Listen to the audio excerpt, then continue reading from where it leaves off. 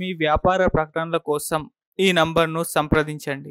నమస్తే. ప్రస్తుతం మనతో పాటు సీనియర్ జర్నలిస్ట్ జగదేవ్ గారు ఉన్నారు. ఆయనతో మాట్లాడదాం. నమస్తే సార్. సార్, పురంధేశ్వరి ఒక కామెంట్ చేశారు. వైసీపీ జగన్మోహన్ రెడ్డి అయినా కానీ వైసీపీ కానీ దొంగ ఓట్లను నమ్ముకొనే నెక్స్ట్ ప్రభుత్వం వస్తుంది అని చెప్పేసి ధీమా వ్యక్తం చేస్తున్నారని అన్నారు. దానికి నిదర్శనాలు కూడా చెప్పారు. మీరేమంటారు దీనికి?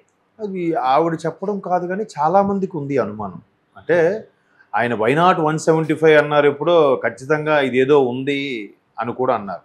అయితే దీని మీద ఇప్పుడు అంటున్నారు కానీ 2019లోనే కొంతమంది సీనియర్ విశ్లేషకులు ఒక అభిప్రాయం చెప్పారు. అంటే అది చాలా వైరల్ కూడా అయింది అప్పట్లో. ఎట్లా అంటే జగన్మోహన్ రెడ్డి గారికి 151 సీట్లు వచ్చాయి 175కి గాను. అయితే చంద్రబాబు నాయుడు గారికి 23 వచ్చాయి టీడీపీకి, వైసీపీ ఒకటి వచ్చింది.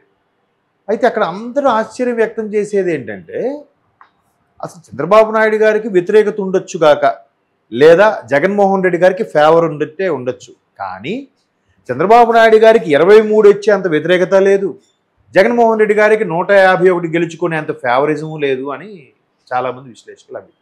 అయి ఉండొచ్చు కూడా. ఎందుకంటే చాలామంది చెప్పే అభిప్రాయం ఏంటంటే పురంధేశ్వరి గారు అన్నట్టుగా, ఒకటి దొంగ ఓట్లని, లేదా 2 ఈవీఎం ట్యాంపరింగ్లు జరిగాయని, 3 ఆ ట్యాంపరింగ్లోనే పెద్ద పెద్ద కేంద్ర ప్రభుత్వంతో ఏదో ఒప్పందం కుదుర్చుకున్నారని, ఇందులో ఇవన్నీ అభియోగాలు వాస్తవాలు అనేది తెలియదు. అంటే ఇప్పుడు చంద్రబాబు నాయుడు గారికి వ్యతిరేకత ఉందనుకుందాం, ప్రభుత్వ ఉద్యోగులది వ్యతిరేకత, అది కూడా ఎలాగా, ఆ ఈపీఎస్ సిస్టమ్ ఏదైతే ఉందో అది ఎవరి వల్ల చేయడం కాదు, అది క్లియర్. అది చంద్రబాబు నాయుడు గారి ప్రభుత్వం తేడతలం చేసింది. అది కొద్దిగా కష్టతరమైన పని, అది అవ్వదు. ముందు నుంచి ఏదైతే ఉద్యోగులు ఎంప్లాయీస్ ఆ fund, provident fund, pension fund ఏదైతే ఉందో అది అలాగే అవుతుంది, అది చేయడం అవ్వదు, అదొక పెద్ద క్యాలిక్యులేషన్ లేండి అని చెప్పారు.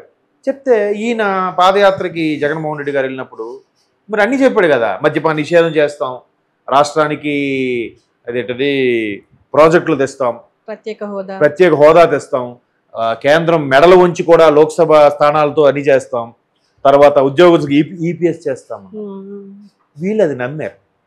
ఏం చేశారు, 3 ఏళ్ళుగా నానుస్తూ చర్చలు అవుతున్నాయని చెప్పి 4వ సంవత్సరం వచ్చేసరికి అది కొద్దిగా కష్టతరంగా ఉన్నట్టుందన్నారు. మొన్న లాస్ట్ ఇయర్ బాంబు పేల్చారు, ఇంకా చేయడం కుదరదు. మరి నేను ఇట్లాగే ఒక మాస్టర్కి అడిగాను, సార్ ఇది కష్టతరమైన విషయం మీకు తెలియదా అంటే, ఆయన యూనియన్ ఉద్యోగ సంఘాల్లో ఒక యూనియన్ ప్రెసిడెంట్ ఆయన, అయ్యా మీకు తెలీదా అని అంటే, తెలుసు బట్ అధికారం ఉంది ఏదో ఒకటి చేస్తారు కదా అని అనుకున్నాము, నమ్మాము, ఇట్లా నమ్మించి గొంతు కోసారు, మరేంటి సార్, మరి దీన్ని బట్టి చూస్తే మాకు బాబు పరిపాలన బెటర్ అండి, మాకు జీతాలకు ఎప్పుడు ఇబ్బంది కలగలేదు అని అన్నారు. మరి ఇప్పుడు లాభం ఏంటి కళ్ళు తెరిస్తే? సో అలాగా ప్రతిదీ చెప్పి చేయడం వల్ల పురంధేశ్వరి గారి అండంలో వాస్తవం ఉంటే ఉండొచ్చు కాక, ఎందుకంటే చాలా వార్తలే వినిపిస్తున్నాయి. అంటే అవి వాస్తవాల రోమర్సా అనేది నెక్స్ట్. కానీ అలాగే ఓన్లీ ఉభయ గోదావరి జిల్లాల్లోనే ఒక 80,000 సీనియర్ సిటిజన్ ఓటర్లు గల్లంత అయిపోయారు లాస్ట్ ఇయర్, ఎప్పుడో బిఫోర్ లాస్ట్ ఇయర్ సంథింగ్. ఎందుకు చేశారు? వాళ్ళ ప్లేస్లో ఎవరిని చేర్చారు? సో ఇవన్నీ కూడా మనకి వార్తలు వినిపిస్తూనే ఉన్నాయి. మొన్న ఎలక్షన్ కమిషన్ వచ్చినప్పుడు విజయవాడలో కూడా అందరి పార్టీ అభిప్రాయాలు కూడా తెలుసుకునే ప్రయత్నం చేసింది. దానికి ప్రత్యేకంగా చంద్రబాబు నాయుడు గారు, పవన్ కళ్యాణ్ గారు కూడా వెళ్ళి కలిసి వాళ్ళ అభిప్రాయం చెప్పారు. చెప్తూనే చంద్రబాబు నాయుడు గారు అనుభవజ్ఞుడు కాబట్టి ఆయన ఏం చెప్పారు, ఇట్లా ఒకానొక సమయంలో ఎన్నిక విషయంలో కూడా ఇలా తేడా వచ్చినప్పుడు, మేము అప్పుడు ప్రభుత్వంలో ఉన్నాము, బై ఎలక్షన్స్లో ఇలా తేడా వచ్చినప్పుడు దానికి ఆపరమైన నిర్ణయం తీసుకున్నాం, ఇక్కడ ఇలా తీసుకున్నాం. తరువాత వాలంటీర్ని ఎవరైతే ఉన్నారో వాళ్ళని వాళ్ళతోనే పీఓలుగా, పీఓ అంటే ప్రిసైడింగ్ ఆఫీసర్ అంటారు, ఎన్నికల నిర్వహణ అధికారిని, వాళ్ళగా నియమించే ఆలోచనలో వైసీపీ ప్రభుత్వం ఉంది. అది ఎంతవరకు సమంజసం అంటే, వాళ్ళు ఆ ప్రభుత్వం నియమించుకున్న వాలంటీర్లు, వాళ్ళు తాత్కాలికమైన ఉద్యోగులు, వాళ్ళకి ప్రభుత్వం నుంచి ఒక అపాయింట్మెంట్ లెటర్ కానీ అలాంటివి ఏమి ఇవ్వలేదు. పైగా మొదటి నుంచి కూడా ఎన్నికలు నిర్వహించేది ఉపాధ్యాయులు మాత్రమే. ప్రతి స్టేట్లో కూడా టీచర్స్ మాత్రమే ఏపీఓలు కానీ పీఓలు కానీ ఉంటారు, ప్రిసైడింగ్ ఆఫీసర్. సో వాళ్ళతో నిర్వహిస్తేనే వాళ్ళు ఒక ధోరణికి అలవాటు పడి ఉంటారు కదా, వాళ్ళకి ఏం ట్రైనింగ్ ఇవ్వక్కర్లే. బట్ ఎన్నికల ముందు కంపల్సరిగా పోలింగ్ బూత్కి వెళ్ళే ముందు ట్రైనింగ్ ఇస్తారు, మీరు అక్కడ ఎలా నిర్వర్తించుకోవాలి. బట్ నామకే వాస్తే ఆల్రెడీ టీచర్స్ సీనియర్స్ జూనియర్స్కి ఎక్స్ప్లెయిన్ చేస్తారు, ఎలా నడుచుకోవాలి, రూల్స్ ఏంటి, నిబంధనలు ఏంటి, అవన్నీ కూడా ఉంటాయి. వాళ్ళకి తెలిసినట్టుగా మిగతా వాళ్ళకి చేయలేరు. ఎందుకంటే ఒకానొక టైంలో కాంగ్రెస్ ప్రభుత్వం ఉన్నప్పుడు అనుకుంటా టీచర్స్ జనరల్గా దాన్ని ఏమంటారు, సెన్సస్ అంటారు. అదే జనాభా గణన, జనాభా లెక్కలు. ఆ సెన్సస్ని కూడా టీచర్స్ ప్రతిదీ బాగా ప్రభావితం కూడా చేస్తున్నారు. ఎందుకంటే రూరల్ ఏరియాలో ఎలిమెంటరీ స్కూల్ పాఠశాల మాస్టర్లు పిల్లలతో మమేకమై ఉంటారు. వాళ్ళ కుటుంబ సభ్యులతో కూడా బాగా ర్యాపో మెయింటైన్ చేస్తూ ఉంటారు. మాస్టర్ అంటే ఊర్లో పెద్దలకు కూడా మంచి గౌరవం అది ఉంటుంది.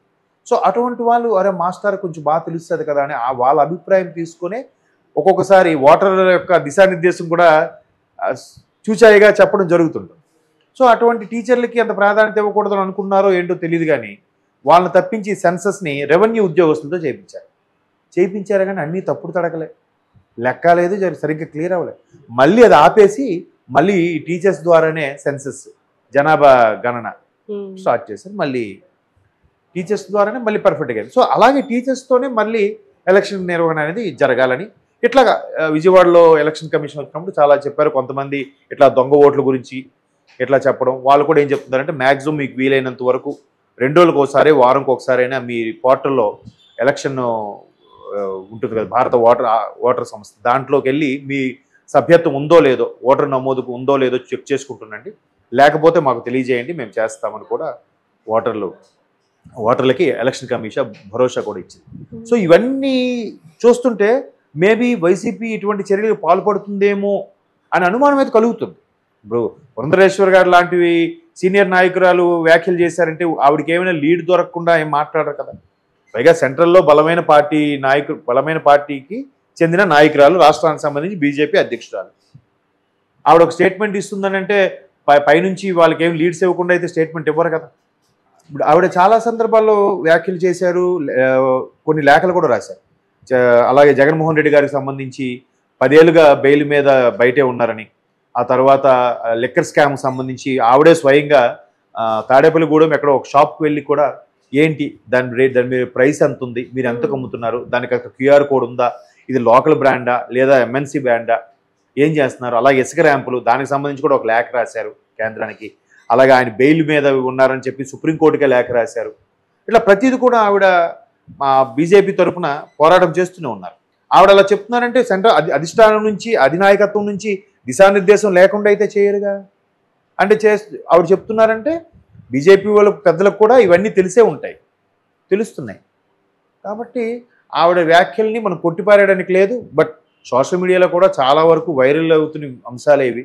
ఇట్లా దొంగ ఓట్లని చేర్పించారని, ఇప్పటికే ప్రతి నియోజకవర్గానికి 500 మంది మనుషుల్ని దించారని, వాళ్ళ ద్వారా రేపు మేబీ రిగ్గింగ్ చేస్తారో, లేదంటే ఇట్లా ట్యాంపరింగ్ చేస్తారో, లేకపోతే దొంగ ఓట్లు చేస్తారో, లేదంటే వాళ్ళనే పోలింగ్ ఏజెంట్లుగా పెట్టి, బూత్ ఏజెంట్లుగా పెట్టి ఏదైనా మసిపూసి మారేడికాయ చేసే ప్రయత్నం చేస్తున్నారో తెలియదు, కానీ ఇవన్నీ వార్తలు అయితే వస్తున్నాయి. ఈ వార్తల్లో వాస్తవం ఎంతో తెలియదు, కానీ ఇటువంటి నాయకులు పబ్లిక్గా ఓపెన్గా మాట్లాడడం వల్ల మేబీ వాస్తవం ఏమో అనిపిస్తుంది. మరి అందుకే కదా ప్రభుత్వం వాళ్ళది ఉంది. మరోవైపు టీడీపీ జనసేన ఇచ్చిన కంప్లైంట్ల మేరకు రేపు ఎలక్షన్ నోటిఫికేషన్ రాగానే ఇక్కడున్న ఉన్నతాధికారులందరినీ కూడా బదిలీ చేసేసే అవకాశం కూడా ఉంది. ఒకవేళ చేయకపోతే మళ్ళీ వారు ఆ ప్రభుత్వానికి, ఆ పార్టీకి కొమ్ము కాసే అవకాశం ఉంది కదా. మళ్ళీ అప్పుడు వారు వన్ సైడ్ అయిపోతుంది కదా. వీళ్ళు ఎంత మొత్తుకున్నా, ఎన్ని పొత్తులు పెట్టుకొని, ఆఖరికి సెంట్రల్లో ఉండే బీజేపీతో పొత్తు పెట్టుకున్నా కూడా వైసీపీ ప్రభుత్వం వచ్చింది అనుకోండి, ఇంత వ్యతిరేకత ఉన్నప్పుడు కూడా ఖచ్చితంగా మతలబు జరిగినట్టేనా కదా. సో అందుకు ఆవిడ వ్యాఖ్యలు చేశారనుకుంటున్నాను. మేబీ అందులో కొంత వాస్తవం కూడా ఉందని నా అభిప్రాయం. అంటే ఈ వింటున్న వార్తలు బట్టి, గతంలో జరిగిన కొన్ని పరిణామాలు బట్టి నేనైతే దానికి ఏకీభవిస్తాను. Okay sir, thank you.